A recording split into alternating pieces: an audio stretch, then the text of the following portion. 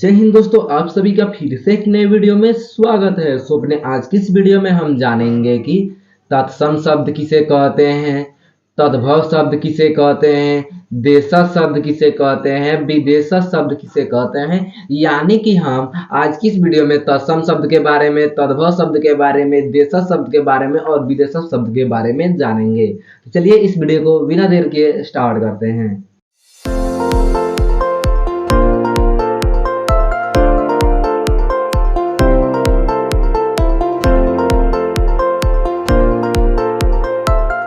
तो दोस्तों, जैसा कि आप जानते हैं कि उत्पत्ति के आधार पर शब्द कितने प्रकार के होते हैं जी? 4 प्रकार के होते हैं। कितने प्रकार के? 4 प्रकार के। तो चारों में से पहला जो प्रकार है वो हमारा है तत्सम शब्द। क्या है जी? तत्सम शब्द है जी।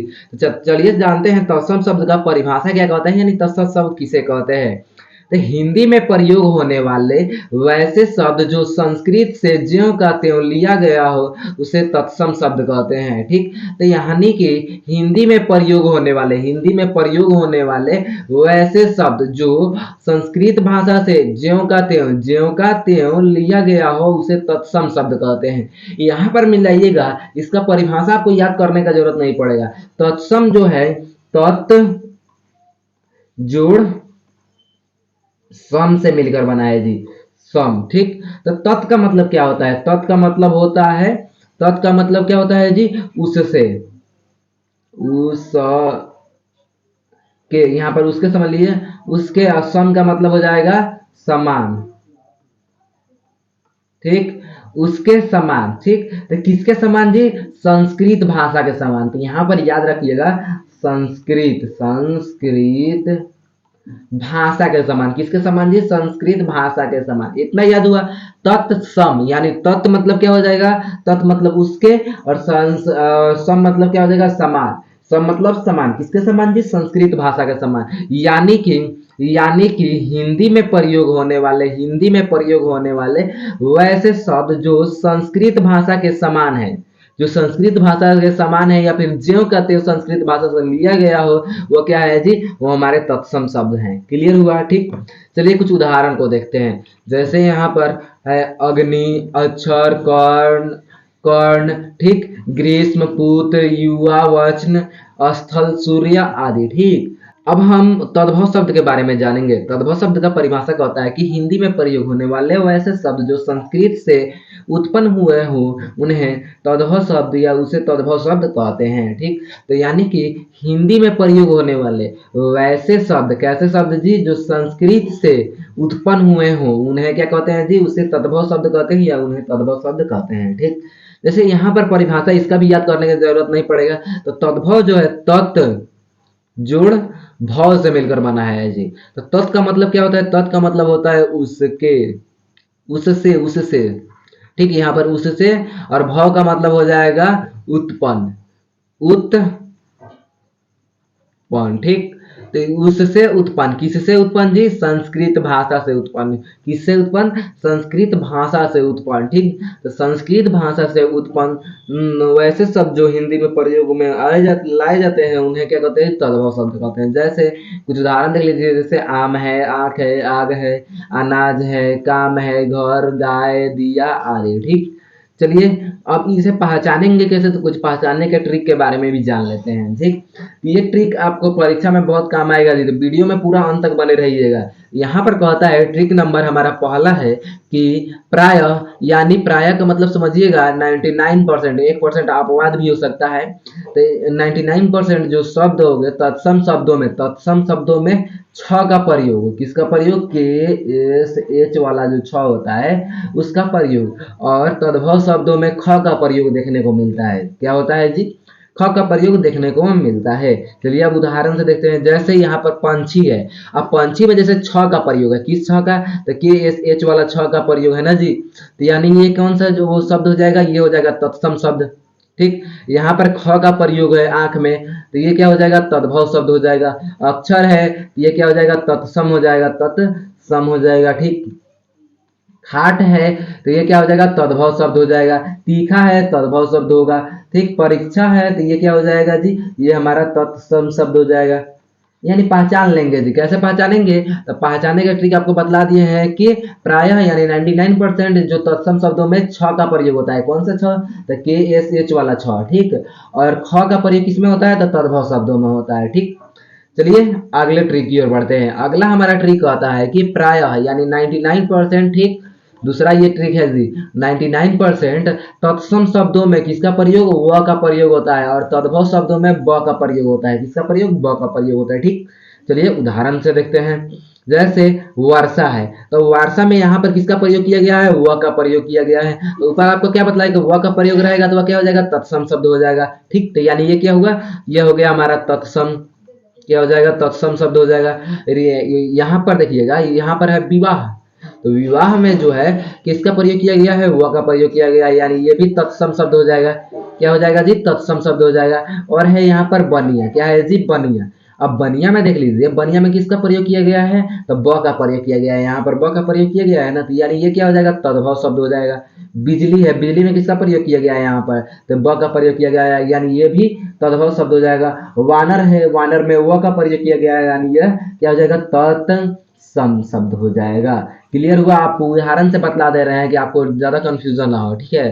तो चलिए यहाँ पर समझ गए कि प्रायः यानी 99% तत्सम शब्दों में किसका प्रयोग होता है जी? व का प्रयोग, और तद्भव शब्दों में ब का प्रयोग होता है, ठीक। चलिए अगले ट्रिक की ओर बढ़ते हैं। तो हमारा तीसरा नंबर जो ट्रिक है ये कहता है कि प्रायः यानी 99%, इसमें भी अप्लाई होगा। 99% तत्सम शब्दों में तालव्य स का प्रयोग होता है। किसका प्रयोग? तालव्य स का प्रयोग होता है। और तद्भव शब्दों में दंत स का प्रयोग होता है, ठीक। अब ये प्रयोग होता है तो चलिए कुछ उदाहरण से देखते हैं, ठीक। उदाहरण यहाँ पर कहता है साग। साग में किसका प्रयोग है? दंत स का प्रयोग है, यानी ये क्या होगा? तद्भव शब्द हो जाएगा। आशीष है, तो आशीष में किस स का प्रयोग है? देखिएगा यहाँ पर तालव्य स का प्रयोग है, यानी ये क्या हो जाएगा? ये हो जाएगा तत्सम हो जाएगा, तत्सम, ठीक। और यहाँ पर आलस है, आलस में किस का? दंत स का प्रयोग है, यानी क्या हो जाएगा जी? ये हो जाएगा तद्भव। किसान है, तो किसान में कौन सा? दंत स का प्रयोग है, यानी ये भी तद्भव शब्द हो जाएगा। यश है, यश में किसका प्रयोग किया गया है? यश में यहाँ पर तालव्य स का प्रयोग किया गया है, यानी ये क्या हो जाएगा जी? ये हमारा तत्सम हो जाएगा। देखिए ऊपर जो है ना, यहाँ पर दंत स, सॉरी यहाँ पर तालव्य से है, तो तालव्य से यहाँ पर है, तो यानी यह तत्सम हो जाएगा। यहाँ पर सूर्य है, सूर्य में किस का? दंत स का प्रयोग किया गया है, यानी ये क्या होगा? तद्भव हो जाएगा, तद्भव हो जाएगा। शून्य है, तत्सम होगा। अब तत्सम कैसे होगा तो आपको बतला दिए हैं ऊपर। यहाँ पर शून्य में तालव्य स का प्रयोग किया गया है। सरसों है, यहाँ पर दंत स का प्रयोग किया गया है, यानी ये क्या होगा? तद्भव हो जाएगा। क्लियर हुआ? ठीक। तो यहाँ पर आपको बतला दिए कि यहाँ पर समझ लीजिएगा कि जहां पर भी तालव्य स का, जिस शब्द में भी समझिएगा तालव्य स का प्रयोग है, तालव्य स का प्रयोग है तो वो तत्सम शब्द होगा। और जहां पर दंत स का प्रयोग है वो क्या हो जाएगा जी? वो हमारा तद्भव शब्द होगा। क्लियर हुआ? चलिए अगले ट्रिक की ओर बढ़ते हैं। तो अगला हमारे यहाँ पर ट्रिक बनता है। ट्रिक क्या बनता है जी? ट्रिक बनता है कि प्रायः 99% समझ लीजिए, प्रायः का मतलब, ठीक। प्रायः तत्सम शब्दों में री का प्रयोग होता है। किसका प्रयोग होता है? री का प्रयोग होता है, ठीक। तो यानी देख लीजिए कैसे उदाहरण में, एक ऋषि हो गया, ठीक है। ऋषि क्या है जी? तत्सम शब्द है। या फिर घृणा होता है, घृणा। यहाँ पर समझिएगा जिस शब्द में इस तरह का र है ना, री इसको बोला जाता है, जैसे घृणा है, ठीक। ये क्या होता है जी? ये हमारा क्या होता है? ये भी री का होता है, यानी ये तत्सम शब्द होंगे। क्या हो गया? सॉरी, हाँ, तत्सम शब्द होगा जी। जहां पर भी री का प्रयोग देखने को मिले वो क्या हो जाएगा? वो हमारा तत्सम शब्द होगा। चलिए अगले ट्रिक की ओर बढ़ते हैं। अगला यहाँ पर ट्रिक कहता है कि तत्सम शब्दों में किसका प्रयोग होता है? त्र का प्रयोग होता है। यह भी प्रायः है, यानी 99%, ठीक है। तो 99% तत्सम शब्द में किसका प्रयोग होता है? त्र का प्रयोग होता है। कैसे तरह का होता है तो देख लीजिए। जैसे मित्र है, मित्र में किसका प्रयोग है? त्र का प्रयोग है, ठीक है। यह तत्सम शब्द हो गया। पत्र है, तत्सम शब्द हो गया, यानी त्र का प्रयोग है तो तत्सम शब्द हो गया। पुत्र है तो त्र का प्रयोग है ना जी, तो क्या हो गया? तत्सम शब्द हो गया। चित्रकार है तो त्र का यहाँ पर प्रयोग है, तो यानी ये क्या हो गया? तत्सम शब्द हो गया। क्या हो गया? तत्सम शब्द हो गया, ठीक। चलिए अगले ट्रिक की ओर बढ़ते हैं। अगला यहाँ पर ट्रिक आता है कि प्रायः यानी 99%, कितना परसेंट? 99%, ठीक। तद्भव शब्दों में चंद्र बिंदु का प्रयोग देखने को मिलता है। अब चंद्र बिंदु कैसा होता है देख लीजिएगा, ऊपर जिस तरह यहाँ पर इस तरह लगा होगा ना, और समझ लीजिए क्या है जी, वो हमारा तद्भव शब्द है। जैसे यहाँ पर देखिए चांद, अब चांद में ऊपर देखिएगा चंद्र बिंदु का प्रयोग किया गया है, यानी ये तद्भव शब्द है। मुंह है तो इसमें चंद्र बिंदु का प्रयोग किया गया है, तो यानी क्या होगा ये तद्भव शब्द। पूंछ में चंद्र बिंदु का प्रयोग किया गया है, अंधा में चंद्र बिंदु का प्रयोग किया गया है, आंवला में है, ठीक, अंधेरा है, ठीक, तो यानी ये जितने भी चंद्र बिंदु वाले शब्द आएंगे वो क्या होंगे, वो हमारा तद्भव शब्द हो जाएगा। क्या हो जाएगा, तद्भव शब्द हो जाएगा। क्लियर हुआ, ठीक। चलिए आगे बढ़ते हैं। आगे है प्राय। प्राय तद्भव तत्सम शब्दों में र का प्रयोग, और सॉरी र के रूपों का प्रयोग देखने को मिलता है। र के 3 रूप होते हैं ना, कुछ देखिएगा, किसी में इस तरह का र होता है, ठीक है, किसी में ऊपर से लगा होता है र, ठीक, आधा र, किसी में इस तरह का र लगा होता है, ठीक, और किसी में इस तरह का र लगा होता है, ठीक। तो देखिएगा किसी शब्द में जैसे होता है ना, मान लीजिए कि किसी में लगा होगा जैसे इस तरह ट में लगा ज्यादा मिलेगा, तो यानी ये सब ये र लगा होता है। यानी ये 3 प्रकार के जो होते हैं, तीनों प्रकार के र का प्रयोग किसी भी शब्द में देखने को मिले तो वह क्या हो जाएंगे, वो तत्सम शब्द हो जाएंगे, ठीक। जैसे उदाहरण देखिए, स्पर्श है, स्पर्श में यहाँ पर र का प्रयोग किया गया है, ठीक, ये है ना जी, तो यानी ये क्या हो गया, तत्सम शब्द हो गया, ठीक। आम्र में यहाँ पर देखिएगा, आम्र में किसका प्रयोग किया गया है, र का प्रयोग किया गया है, ये वाला र का, तो यानी देख लीजिए ये क्या हो गया जी, ये हमारा तत्सम शब्द होगा, ठीक। ताम्र में भी र का प्रयोग किया गया है, यानी ये तत्सम शब्द होगा, ठीक। चलिए अगले ट्रिक की ओर बढ़ते हैं। यहाँ पर टोटल इतना ही ट्रिक थे जो आपके मुख्य रूप से परीक्षा से यहीं से प्रश्न बन सकते थे, तो वो आपको बतला दिए हैं, ठीक। चलिए अब हम आगे बढ़ते हैं देशज शब्द की ओर, ठीक। तो देशज शब्द का किसे कहते हैं, देशज शब्द का परिभाषा कहता है कि वैसे शब्द जिसकी व्युत्पत्ति का पता नहीं चलता परंतु बोलचाल में लिया जाता हो उसे देशज शब्द कहते हैं, ठीक। वैसे शब्द, कैसे शब्द जी, तो वैसे शब्द जिसकी व्युत्पत्ति का पता नहीं चलता, यानी कहाँ से उत्पन्न हुआ है, कहाँ से उसका जन्म हुआ है, ठीक, कहाँ से उसका निर्माण हुआ है, इसका कोई पता ठिकाना नहीं है, लेकिन बोलचाल में उसके उपयोग में लाया जा रहा है जी। यानी वो जिस शब्द की व्युत्पत्ति का पता ना हो, जिसका जन्म कहाँ से हुआ है उसका पता नहीं है, लेकिन उसका बोलचाल में उपयोग में लाया जा रहा है, उसे क्या कहते हैं जी, देशज शब्द कहते हैं, ठीक। चलिए कुछ उदाहरण देखते हैं। जैसे लोटा, कटोरा, डिबिया, खिचड़ी, खिड़की, पगड़ी, जूता आदि, ठीक। तो याद रखिएगा ये जो देशज शब्द होते हैं इनका निर्माण जो होता है, इसकी व्युत्पत्ति व्याकरण के किसी भी नियम से नहीं हुआ है जी। ना ही ये व्याकरण के किसी भी नियम से इसका उत्पत्ति नहीं हुई है, हिंदी व्याकरण के किसी भी नियम से इसकी उत्पत्ति नहीं हुई है, ना ही ये संस्कृत भाषा के किसी धातु से बना है, संस्कृत भाषा के किसी धातु से बना है जी, यहाँ पर संस्कृत भाषा के किसी धातु से बना है, ठीक है।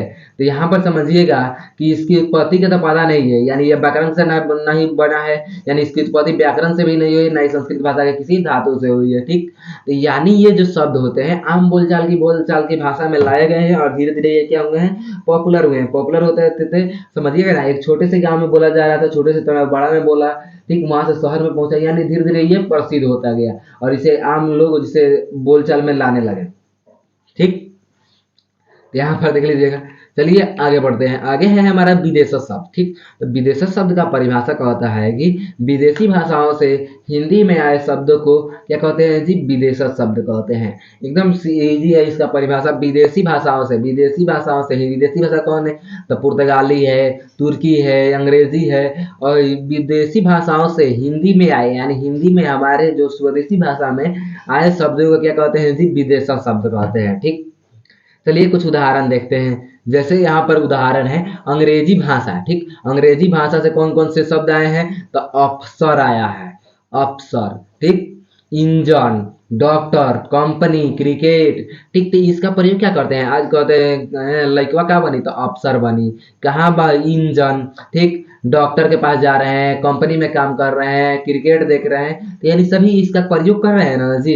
तो ये किसका प्रयोग कर रहे हैं, तो ये अंग्रेजी भाषा का शब्द है, किसका भाषा का, अंग्रेजी भाषा का शब्द है, और इसका प्रयोग आज हम हिंदी के रूप में कर रहे हैं, कर रहे हैं ना जी, हिंदी में इसका प्रयोग करते हैं कि नहीं। तो यानी ये क्या हुए, ये हमारे विदेशा शब्द हुए। क्या हो गए, विदेशा शब्द। जैसे फारसी से है अफसोस है, ठीक, बहुत अफसोस है, खूब खुश है, आराम, उम्मीद, चेहरा, ठीक है, ये सब क्या है, फारसी भाषा के शब्द है और इसका प्रयोग आज हम हिंदी के रूप में कर रहे हैं। जैसे अरबी भाषा के कुछ शब्द है, उम्र है, खत्म है, आदत है, दुकान है, लिए लियाकत है, लियाकत का मतलब योग्यता होता है।